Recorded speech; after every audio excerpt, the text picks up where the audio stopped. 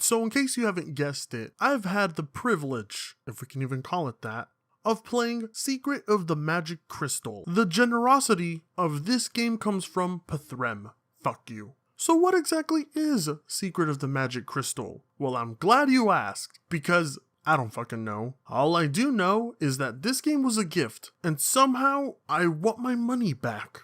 But according to Steam, in this game you manage a horse breeding farm set in a fantasy surrounding. The game enables you to breed legendary horses such as Pegasus, Unicorn, Fire Steed, Ice Steed, and Demon Steed. You can buy over 700 objects during the game, make all kinds of horseshoes, as well as lots of magical potions for what? Okay.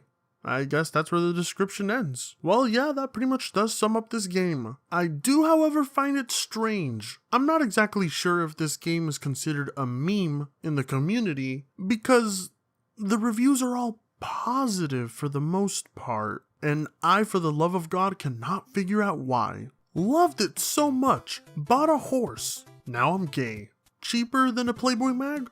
So why not? I absolutely love this game. It gets me so fucking horny for horse. Please buy me the DLC. I will fuck you so hard. God, I'm wet. Fondle my... There's certainly a lot of questionable praise for this game. So then, does it live up to these expectations? Well, let's find out. So we're given some backstory to this game. Not that it really requires it, or that it's significant in any way, but from what we know, a special meteor hit the atmosphere of the Earth a long time ago. The meteor fell into pieces, and its crystals were lost. Our grandfather found 2 of these crystals, and discovered that they had special effect on horses.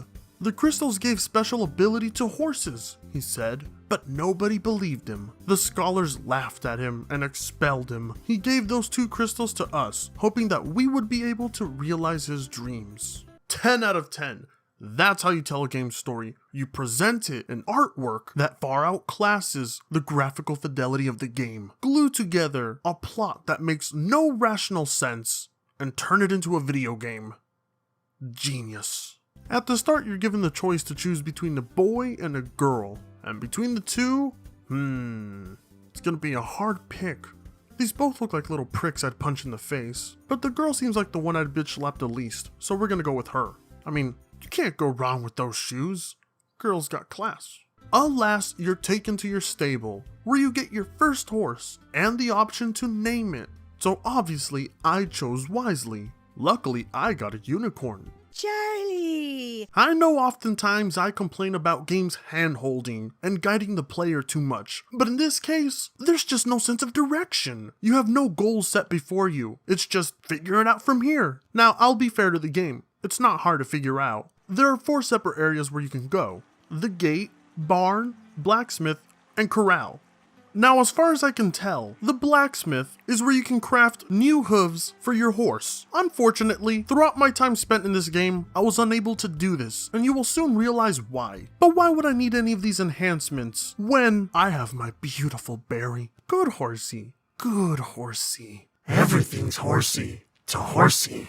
Then you've got your barn. This is the place where you can gather ingredients to make different potions that'll boost stats of your horse, or help cure any illnesses when your horse gets them. But, we all know what potions mean. You're even able to purchase a tire for your horse to deck them out. But as we all know, barns and horses can't run off of smiles and happiness. You gotta cough up the dough. So how do you take these beautiful creatures of God and make money off them? Well, the answer should be made simple. You race them, of course. Now, racing's quite simple. You just... What? I know that the game revolves around magical horses, but just look how stupid it looks. Imagine taking the 4 horses of the apocalypse and allowing your 5-year-old daughter to play dress up with them. You don't get this. You get this. It's kind of cute. Alright. Looks aside, maybe there's some real meat to the racing. Maybe there's some depth and solid racing mechanics. Alright, let's take off. Oh, God. I can't explain it, but my God, these controls. For starters, it feels like there's no weight put to your horse. You're constantly skidding around the place with floaty mechanics, if we can even call them mechanics. Veering off course is way too easy, and without actually being able to shift momentum, you're left running in a single direction. But what makes it all even worse is that it's controlled with the motherfucking arrow keys. As you can imagine, right steers you to the right and left steers you to the left. And that's pretty much it. But it's not all bad. I mean, there are items you can use, kind of like Mario Kart, except without the fun. My personal favorite is the water bucket. You drop it behind you in order to slow your enemies. Wait, what? Water bucket? Is this even... This legal? It pretty much plays like every kart racer game you can think of, but it's just bad. Awful. Terrible controls, boring and uninspiring stages. It's just... I'd rather play the one where the wild thornberries. You were in the car. Which one was it? It's off the top of my head. The one I used to play at Chuck E. Cheese's. But like I said, the controls are just so bad to the point that I found myself losing 10 motherfucking races in a row. With enough patience and luck, I'm finally able to win my first race. Now it's time to just collect the dough and... 50? 50 gold. Are you... No. It's a joke, right? 50. Okay, so fuck racing. There's gotta be another way to earn money, right? Well, luckily there is. You can actually do quests in this game. Well, not you specifically, but the horse. And how do you do quests, you may ask? Well, you pretty much just take a letter from back here, and then you send your horse off and he'll be gone for 30 seconds. But he'll come back with gold, and you had to do nothing. Now, of course, this may seem like the most efficient way to make gold. Sure, it's boring and tedious and requires no effort, but eventually you'll hit a brick wall. That brick wall being when your horse gets sick. Yup, horses get sick if you send them out on quests. And the only way to cure them is to take them to the barn, diagnose what's wrong with them, and then buy the medicine. That doesn't seem like too much of a struggle, until you realize how much gold it costs. You can upgrade the gate to unlock even harder quests, and they do pay out more gold. But some of them can go as long as 1 minute and 40 seconds. But luckily, there's one last and very efficient way to make money, and that is to compete in contests, where your horse's stats will be put to the test to win certain competitions. And the payout is pretty good, but it's still nothing more than waiting.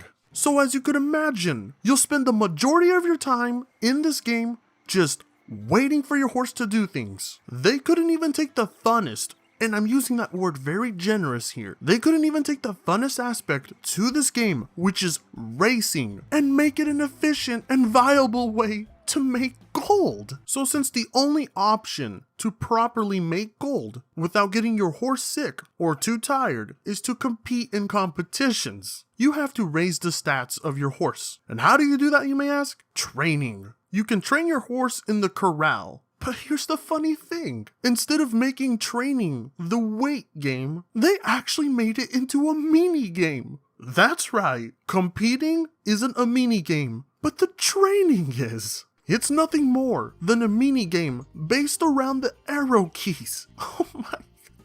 I hate this game. Different types of training will raise different stats, but they all play the same. All you have to do, and it's really not that hard, is hit the correct arrow key at the right time.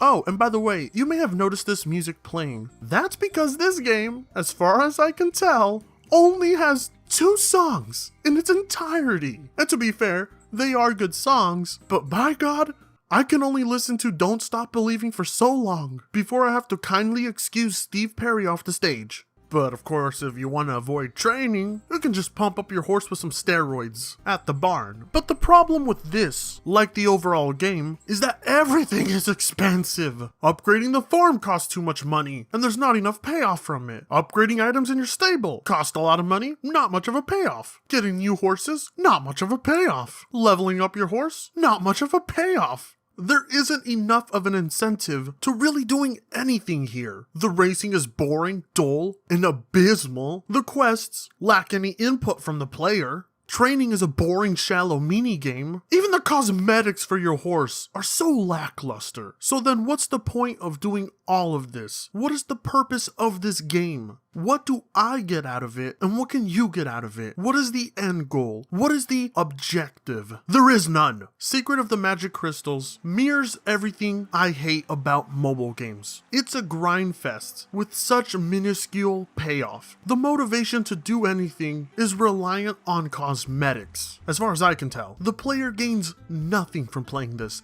Nothing. So with that being said, does Secret of the Magic Crystals belong in the dumpster? Or are there enough redeeming factors to recycle what's in here? Well, yes. While everything so far is poorly executed, there is enough of a concept here, enough of a game, I suppose you could say, to fix and better and make enjoyable. If enough of the game was built around racing and earning money from that, and if elements of grinding were turned down a bit and cosmetics made to look cooler, then there would be at least a mediocre game here at best. With some balancing and a tad bit of polishing, this game is definitely recyclable. And with that being said, join me next time for another dive into the dumpster of the worst Steam games ever. Follow me on Twitter, join my Discord, and add me on Steam. Or hey, if you feel like sending me a nice heartfelt letter, my P.O. box is down in the description below as well. And I'll see all of you and your gorgeous sexy faces later.